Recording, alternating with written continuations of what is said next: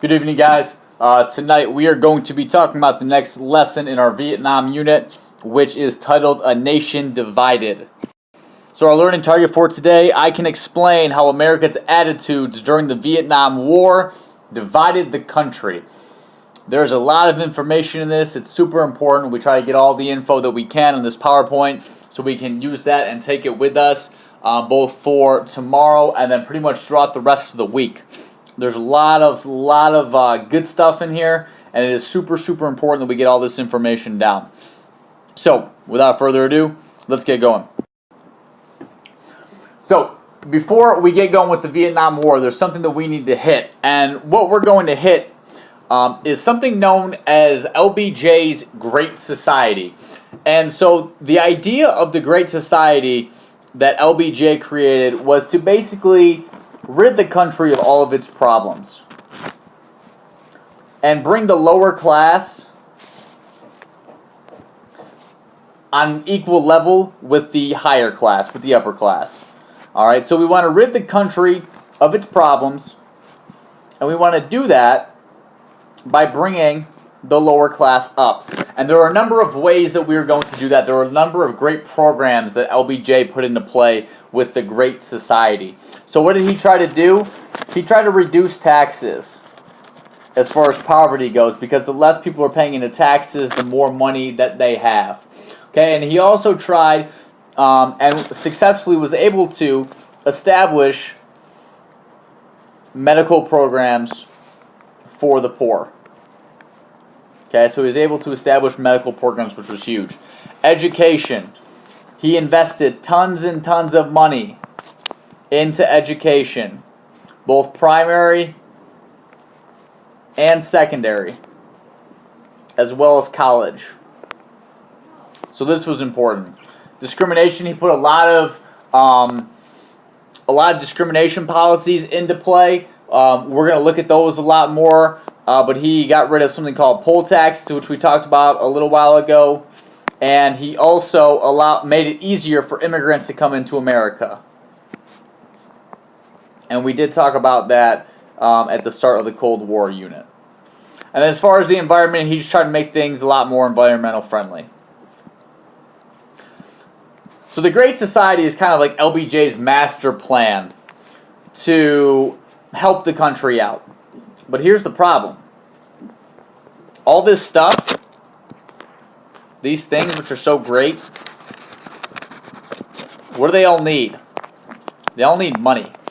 And all of the money that was going towards the Great Society now is being forced to go to Vietnam.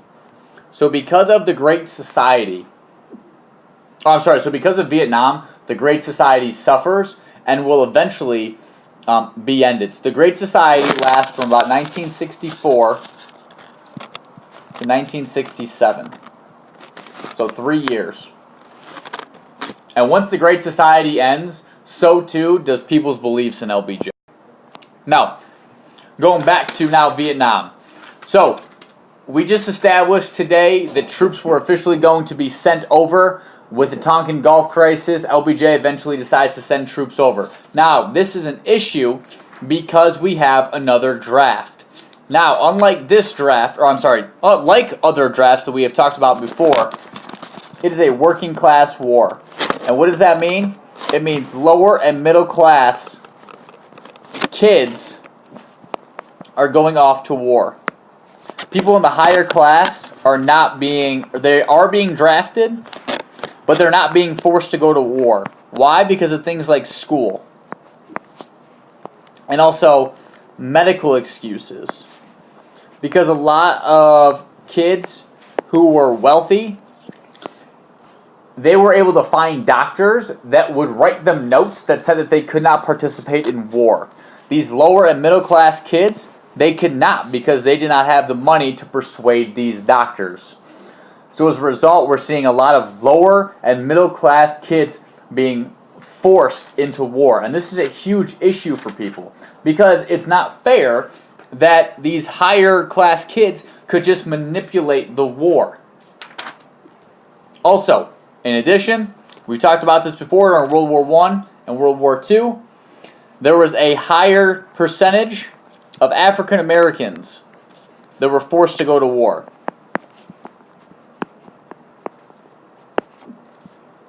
And again, this is nothing new.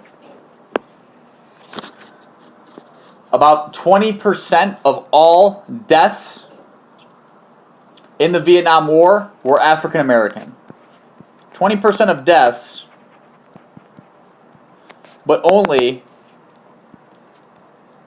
10% of the population. Which is crazy when you really think about it. So we have a huge number of African Americans being forced to serve in the war, and we also have a huge number of lower and middle class citizens that are forced to being served in the war.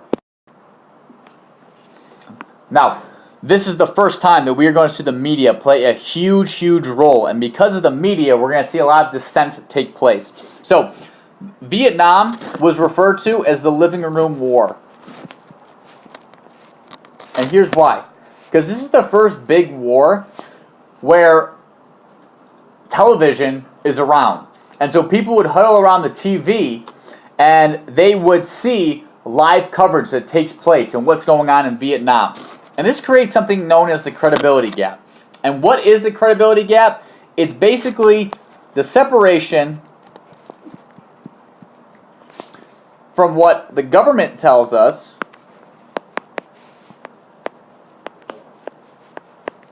and what really happens. Because during the Vietnam War, the government is telling us that things are great. They are telling us that the war is almost over. It's coming to an end. However, when people are looking on at the TV and they are watching the news, what do they see? Well, they see body bags. They see explosions. They see dead troops. And so even though the government is telling us that things are great, we see differently. We see otherwise. And was this going on during the other wars? Yes. But because of the media's influence, it makes it so public opinion is a lot less. Because instead of the government telling us what to do, we are forming our own opinions now. So think back to those propaganda videos we watched, like Japanese internment.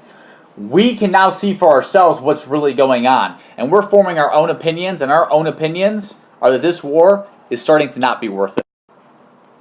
Now, this is the first time, because of the media, because of these influences, this is the first time where we see opposition from to the government by people in America. People are just starting to get fed up. The youth of America, college students, believe that this war was not justified. It was not okay. And so we are going to start to see a growing movement of protesters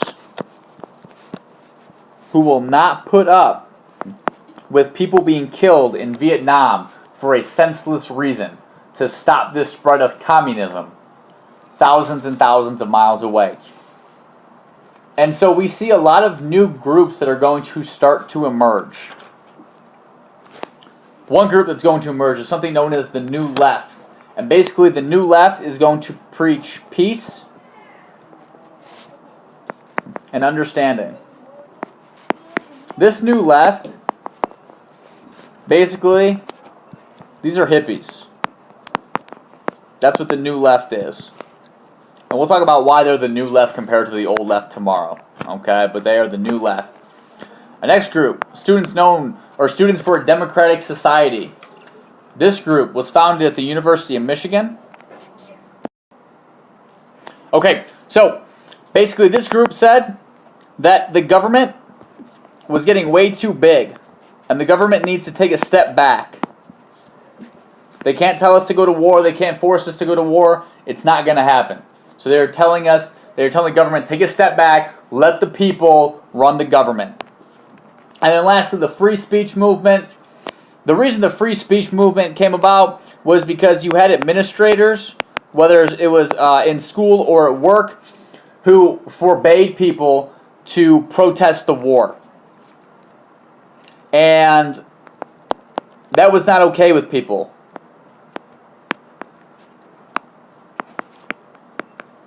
So this new group, the free speech movement, they wanted people to be able to speak their piece. They wanted to have people and give them they wanted to give people the ability to speak out against the war if they felt it was wrong.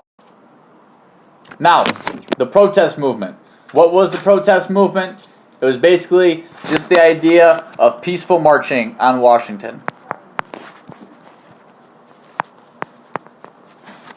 Okay, so kumbaya, wrap yourself around a tree, all that stuff, make it peaceful. But now, the problem is that this movement did not get anything done, really. So we're going to see a new movement, something known as the resistance movement. And the resistance movement was known by doing things such as burning draft cards. So this is a draft card. You guys can see this guy has his McDonald's hat on. It says against the war. So we are speaking out by our actions. We are peacefully resisting. We will not go to war. We will not stop protesting. We will start to attach ourselves, lock ourselves to government buildings to make sure that our message is getting across. And it did a great job because it caused controversy, and controversy leads to media coverage. And the media was just eating this stuff up. And so now, as a result, our nation is divided. And it's divided between two groups. It's divided between groups known as the Hawks and groups known as the Doves. The Doves were the protesters who were anti-war. The Hawks were pro-war. This is kind of a great quote to sum it up. I'll let you guys read it if you want to stop the PowerPoint and read it on your own. You guys can go through. But it really hits home as to why there was such a divide between the country that existed between Hawks and Doves. So, President Johnson's feelings. What were his feelings? Okay, Johnson tried to stay the course. He tried to continue what he was doing. And up through 1967... a majority of people were still okay with the war. They weren't great with it, but they were okay with the war. Now, people were starting to question. Hawks felt that he needed to do more, that he needed to go all in. Doves felt that he needed to get out. And the rest of Americans felt we just got to do what we got to do. We got to stop communism, but we don't want to kill people. It was just a very, very difficult, controversial time for people. LBJ, however, was okay, like I said, up through 1967 until the year 1968. And once the year 1968 hits, all hell will officially break loose. Quick recap, can you explain how and why America was divided as the Vietnam War progressed? You have the media, you have protesting, okay, you have the country suffering because of the loss of the Great Society. All of these things affect opinions of the Vietnam War. And if you guys can explain those and you know what's going on with those, and you are good to go. That's all. I'm going to shut up. Have a great rest of your night. I will see you all tomorrow.